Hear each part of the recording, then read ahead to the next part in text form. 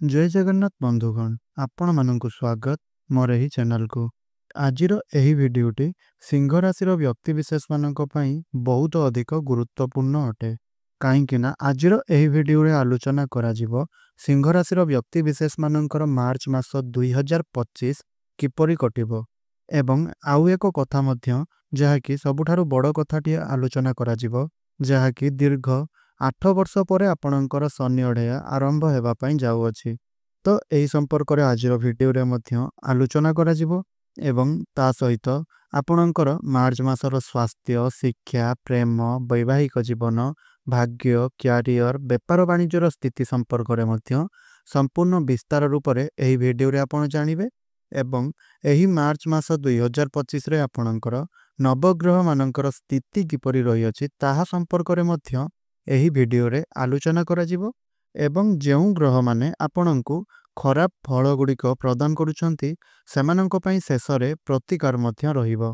तेबे बंधुगण भिडियोटी रे आगको बढ़िबा पूर्वर जदि आपण माने हमर एही चैनल रे वीडियो देखुछंती हेले एते बेल पर्यंत आपण मोर एही चैनल टी को सब्सक्राइब करि नाहंती तेबे आपण मोर एही चैनल टी को गुटिए सब्सक्राइब करी वीडियो टी को गुटिए लाइक करि नियंतु एवं भक्ति आउ श्रद्धार हृदय रे तळे आसुथुबा कमेंट बॉक्स रे जय शिव शंभु अवश्य रूप रे आपण लेखंतु। तबे बंधुगण आमर राशि चक्र रे 12 गोटी राशि रही अछि एवं सेही 12 गोटी राशि मानक मध्यरु पंचम राशिटी हेउछंती सिंह राशि। सिंह राशिर स्वामी बा अधिपति रहिले सूर्य। सूर्य आपणकर सप्तम स्थान रे अवस्थान करिसंती एवं तांको साथी रे शनि मध्य अवस्थान करिसंती। आपणकर द्वितीय घरे केतु अवस्थान करिसंती। अष्टम गृह रे शुक्र बुध एवं तांको साथी रे राहु अवस्थान करिसंती। आपणकर दशम गृह रे गुरु बृहस्पति आपणकर अवस्थान करिसंती। एहा सहित एकादश गृह रे आपणकर मंगल अवस्थान करिसंती। तो बंधुगण एबे आसंतु जानि नेबा आपणकर स्वास्थ्य एही मार्च मास 2025 रे किपरि रहिबा पई जाउ अछि। तो बंधुगण आपण माने तो निश्चय रूप रे जानिथिबे जदि आपण माने आगुर हमर एही चैनल रे वीडियो देखुथिबे ताले आपण माने निश्चय रूप रे जानिथिबे जे स्वास्थ्यर कथा आमे आम कुंडलीर प्रथम गृहरु ही जानिथाउ। प्रथम गृहटी को स्वास्थ्य बा निज गृह विषय रे कुहा जाइथाय। इम्यूनिटी सिस्टम विषय रे एवं सेल्फ संबंध रे जणा जाइथाय। तो बंधुगण आपणकर राशिर स्वामी रहिले सूर्य।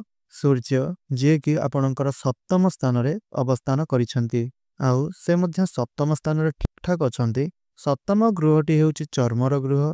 15 मार्च 2025 परे जेतेबेले सूर्य आपणकर अष्टम गृह को आसीबे आउ अष्टम गृहटी हेउची त्रिक भावर घर एवं खरापर घर बोली माना जाइथाय। तो 15 मार्च 2025 परे आपणकर इम्यूनिटी सिस्टम टिके डाउन होई पारे सेथि प्रति आपणको ध्यान देबा पई पड़िबो। तो जेहेतु आपणक राशिर अधिपति 15 मार्च रु आरंभ करी एप्रिल पर्यंत सही गोटिए स्थान रे रहिबे अर्थात अष्टम स्थान रे रहिबे तो सेथि पई आपणको आपणकर स्वास्थ्य प्रति टिके ध्यान देबा पई पड़िबो। हेले 1 मार्च रु 15 मार्च पर्यंत आपणकर स्वास्थ्य बहुत भल रही अछि। तो बंधुगण एबे आसंतु जानिबा आपणकर शिक्षा क्षेत्र किपरि रहिबो एही मार्च मास 2025 रे। तो बंधुगण कुंडलीर पंचम गृहटी को शिक्षा क्षेत्र गृह बोली कुहा जाइथाय एवं आपणकर पंचम घरर अधिपति रहिले गुरु बृहस्पति जे कि आपणकर दशम घरे केंद्र रे विराजमान करिसंती। एहा सहित से आपणकर द्वितीय गृह को एवं चतुर्थ गृह को दृष्टि पकाउछंती। तो गुरु बृहस्पतिंकर स्थिति बहुत भलो अछि किंतु से तांकर शत्रुंक राशि रे रहिसंती। तेनु आपण बहुत किछि करिबा पई भाबुछंती चाहुछंती मध्य हेले आपणकर ठीक सफल पाइबा समय रे किछि न किछि परिवर्तन आसुछि। मोबाइल टीवी एही सब क्षेत्र रे आपण अधिक मात्रा रे लागि रहउछंती। पाठ पढारु आपणकर मन भटकी जाउछि तेनु आपण टिके पॉजिटिव रहंतु एवं आपणकर मन को जहा आसुछि एवं आपण जहा किछि भाबुछंती सेही सब को चिंता करी आपण आपणकर काम को करंतु। याडे सियाडे मन को भटकांतु नाही काहे कि ना गुरु बृहस्पति आपणकर केंद्र रे अछंती। तो सेथि पय आपणकर पाठ पढारे टिके टाइम लागि पारे किंतु खराब आपणकर नाही भलो अछि एवं पाठ पढ़ा को नहीं करी किसी भलो डिसीजन नेबा को जदि आपणकर इच्छा रहिछि ताले एथि सब प्रति आपणकर एही मार्च मासरे टिके टाइम लागि पारे।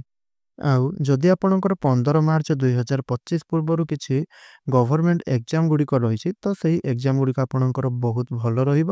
କିନ୍ତୁ 15 ମାର୍ଚ୍ଚ 2025 ପରେ ଯେପରିକି କହିଲି ଆପଣଙ୍କର ସୂର୍ଯ୍ୟ ଟିକେ କମଜୋର ହୋଇଯିବେ, ତ ଆପଣଙ୍କୁ ଆପଣଙ୍କର ସେହି ଏକ୍ଜାମ ଗୁଡ଼ିକର ଭଲ ଫଳ ପ୍ରାପ୍ତ ହୋଇନପାରେ। ତ ସେଥିପ୍ରତି ଆପଣ ଟିକେ ଧ୍ୟାନ ଦିଅନ୍ତୁ ଏବଂ ପାଠପଢ଼ା ପ୍ରତି ଆପଣ ଟିକେ ଫୋକସ୍ ରଖନ୍ତୁ। ତେବେ ବନ୍ଧୁଗଣ ବର୍ତ୍ତମାନ ଆସନ୍ତୁ ଜାଣିବା ଯେ ଆପଣଙ୍କର ପ୍ରେମ ଜୀବନ ଏହି ମାର୍ଚ୍ଚ ମାସ 2025ରେ କିପରି ରହିବା ପାଇଁ ଯାଉଅଛି।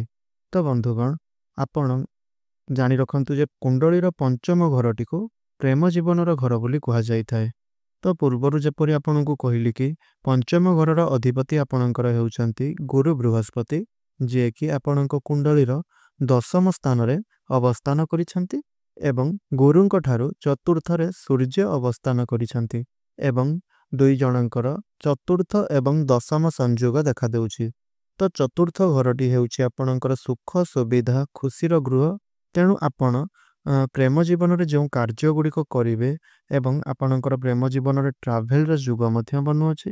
ଆଉ ଯେଉଁ କାମ ଗୁଡ଼ିକ ଆପଣ ଦୁଇ ଜଣ କରିବେ ଆପଣଙ୍କର ପ୍ରେମ ଜୀବନକୁ ନେଇ, ତ ସେହି କାମରେ ଆପଣଙ୍କର ଖୁସି ବଜାଇ ହୋଇ ରହିବ, ଯାହାକି 15 ମାର୍ଚ୍ଚ 2025 ପର୍ଯ୍ୟନ୍ତ ରହିବ।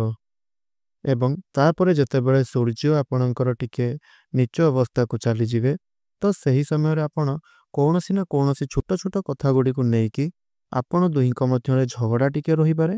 ତେଣୁ ଦୁଇ ଜଣ ଆପଣଙ୍କର ସମ୍ପର୍କକୁ ଭଲ ରଖିବା ପାଇଁ, ଆପଣଙ୍କର ରିଲେସନକୁ ଭଲ ରଖିବା ପାଇଁ ତ ଆପଣଙ୍କର କଥା ଉପରେ ଟିକେ ନିୟନ୍ତ୍ରଣ ରକ୍ଷା କରନ୍ତୁ। କାହିଁକି ନା ସୂର୍ଯ୍ୟ ସେହି ସମୟରେ ରାହୁଙ୍କ ପାଖକୁ ଚାଲିଯିବେ। ସେତେବେଳେ ଆପଣଙ୍କ ମନରେ ଅଲଗା ଅଲଗା ଭାବନା ସବୁ ଆସିପାରେ, ଦ୍ୱନ୍ଦ୍ୱ ଗୁଡ଼ିକ ମଧ୍ୟ କ୍ରିଏଟ୍ସ ହୋଇପାରେ, ସନ୍ଦେହ କ୍ରିଏଟ୍ସ ହୋଇପାରେ, ଯେଉଁ କାରଣରୁ ଆପଣ ଦୁଇ ଜଣଙ୍କ ମଧ୍ୟରେ ଝଗଡ଼ା ଝାଣ୍ଟି ହୋଇପାରେ। ତ ଏଥିସବୁ ପ୍ରତି ଆପଣ ଟିକେ ସତର୍କ ରୁହନ୍ତୁ, ଧ୍ୟାନ ଦିଅନ୍ତୁ, ନଚେତ୍ ବେଶୀ କିଛି ବଡ଼ ସମସ୍ୟା ଆପଣଙ୍କର ଦେଖାଦେଉନାହିଁ।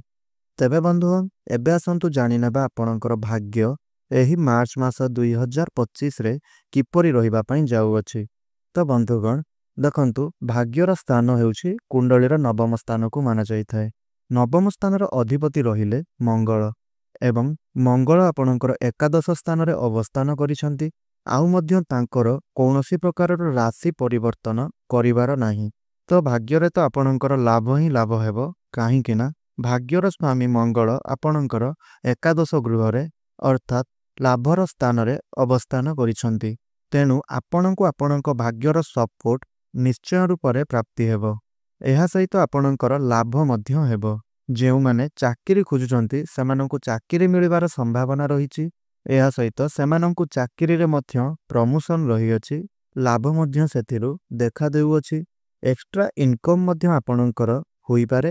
ଯେଉଁ ଶୁଭ କାର୍ଯ୍ୟ, ମାଙ୍ଗଳିକ କାର୍ଯ୍ୟ କିମ୍ବା କୌଣସି ସ୍ଥାନକୁ ଆପଣ ଯିବା ପାଇଁ ଚାହୁଁଛନ୍ତି କିମ୍ବା କୌଣସି ପ୍ରକାରର ନୂତନ କାର୍ଯ୍ୟ ଆରମ୍ଭ କରିବା ପାଇଁ ଚାହୁଁଛନ୍ତି, ତ ନିଶ୍ଚୟ ରୂପରେ ଆପଣ ସେହି ସବୁକୁ କରିନିଅନ୍ତୁ। ଆପଣଙ୍କୁ ସେହି ସବୁ କିଛିରୁ ଲାଭ ନିଶ୍ଚୟ ରୂପରେ ପ୍ରାପ୍ତି ହେବ। ଏହା ସହିତ ଆପଣଙ୍କୁ ଆପଣଙ୍କର ଭାଗ୍ୟର ସପୋର୍ଟ ମଧ୍ୟ ମିଳିବ। ତେଣୁ ଆପଣ ଯାହା ବି କିଛି ଚାହୁଁଛନ୍ତି ତାହା ସବୁ କିଛି କରିନିଅନ୍ତୁ, କାହିଁକି ନା ଆପଣଙ୍କୁ ଆପଣଙ୍କ ଭାଗ୍ୟର ସପୋର୍ଟ 100% ମିଳିବ। ତେବେ ଦର୍ଶକ ବନ୍ଧୁ ଏବେ ଆସନ୍ତୁ ଜାଣିନେବା ଯେ ଏହି ମାର୍ଚ୍ଚ ମାସ 2025ରେ ଆପଣଙ୍କର କ୍ୟାରିୟର କିପରି ରହିବ। ତ ବନ୍ଧୁଗଣ ଦେଖନ୍ତୁ, କ୍ୟାରିୟରର ଗୃହ ହେଉଛି 10ମ ଗୃହ। ଆଉ 10ମ ଘରର ଅଧିପତି ରହିଲେ ଶୁକ୍ର। ଶୁକ୍ର ବର୍ତ୍ତମାନ ସେ ଆପଣଙ୍କର ଅଷ୍ଟମ ଭାବରେ ଅଛନ୍ତି। ଆଉ ଅଷ୍ଟମ ଭାବଟିକୁ କୁଣ୍ଡଳୀରେ ଖରାପ ସ୍ଥାନ ବୋଲି ମାନା ଯାଇଥାଏ। ହେଲେ ଆପଣଙ୍କର ଅଷ୍ଟମ ଭାବରେ ଶୁକ୍ର ଉଚ୍ଚ ସ୍ଥିତିରେ ଅଛନ୍ତି।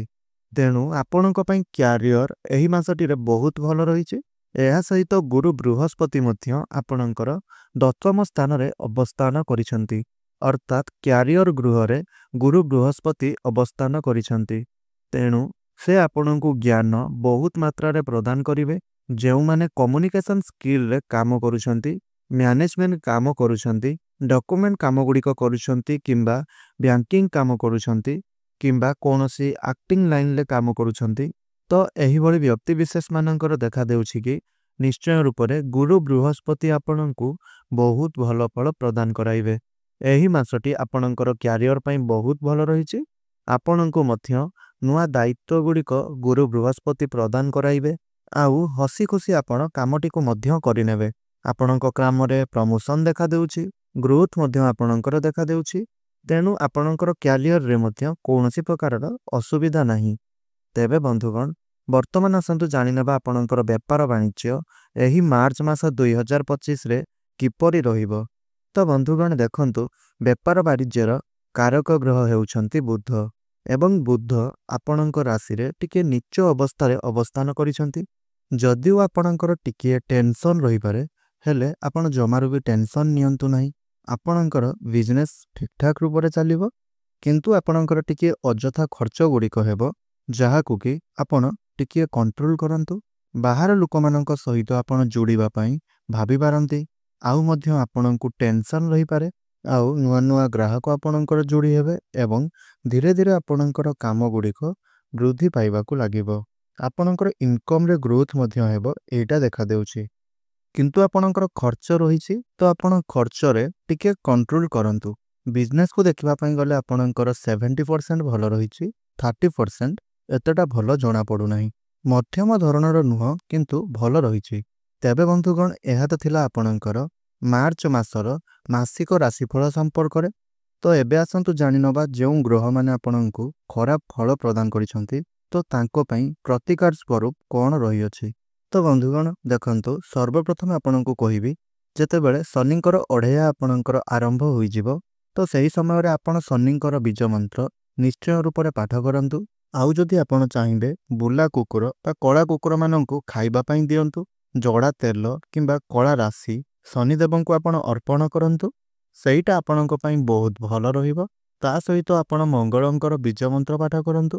ଆପଣଙ୍କ ରାଶିର ସ୍ୱାମୀ ଯେହେତୁ ସୂର୍ଯ୍ୟନାରାୟଣଙ୍କୁ ଆପଣ ଜଳ ଅର୍ପଣ କରନ୍ତୁ। ପ୍ରତ୍ୟେକ ଦିନ କରନ୍ତୁ ଏବଂ ସୂର୍ଯ୍ୟନାରାୟଣଙ୍କର ବୀଜ ମନ୍ତ୍ର ଆପଣ ପାଠ କରନ୍ତୁ। ଦେଖିବେ ଆପଣଙ୍କ ଜୀବନରେ ଯାହା ବି କିଛି ସମସ୍ୟା ଆସୁଥିବ, ତାହା ସବୁକିଛି ଆପଣଙ୍କର ସମାଧାନ ହେବା ପାଇଁ ଲାଗିବ। ତ ବନ୍ଧୁଗଣ, ଏହା ଥିଲା ଆପଣଙ୍କର ସିଂହ ରାଶିର ବ୍ୟକ୍ତିବିଶେଷମାନଙ୍କର ମାର୍ଚ୍ଚ ମାସ 2025ର ମାସିକ ରାଶିଫଳ ସମ୍ପର୍କରେ। ତ ଯଦି ଆପଣମାନଙ୍କୁ ଏହି ଭିଡ଼ିଓଟି ଭଲ ଲାଗିଥାଏ, ତାହେଲେ ଭିଡ଼ିଓଟିକୁ ଗୋଟିଏ ଲାଇକ୍ କରନ୍ତୁ, ସେୟାର କରନ୍ତୁ। ତଳେ ଆସୁଥିବା କମେଣ୍ଟ ବକ୍ସରେ ଭକ୍ତି ଏବଂ ଶ୍ରଦ୍ଧାର ହୃଦୟରେ ଜୟ ମାତା ଲକ୍ଷ୍ମୀ, ଜୟ ଶ୍ରୀ ଜଗନ୍ନାଥ ନିଶ୍ଚୟ ରୂପରେ ଆପଣ ଲେଖିଦିଅନ୍ତୁ। ଏବଂ ଚ୍ୟାନେଲଟିରେ ନୂଆ ଥିଲେ ଚ୍ୟାନେଲଟିକୁ ସବସ୍କ୍ରାଇବ୍ କରି ରଖନ୍ତୁ। ତ ବନ୍ଧୁଗଣ, ଆପଣଙ୍କର ଦିନଟି ଶୁଭମୟ ହେଉ, ଏହା ହିଁ ମୋର ପ୍ରଭୁ ଶ୍ରୀ ଜଗନ୍ନାଥଙ୍କ ନିକଟରେ ପ୍ରାର୍ଥନା। ତ ଆଜିର ଏହି ଭିଡ଼ିଓଟିକୁ ମୁଁ ଏଇଠି ରଖୁଛି। ପୁଣି କଥା ହେବା ଆଉ ଏକ ନୂତନ ଭିଡ଼ିଓ ମାଧ୍ୟମରେ। ରହୁଛି। ଧନ୍ୟବାଦ। ଜୟ ଜଗନ୍ନାଥ।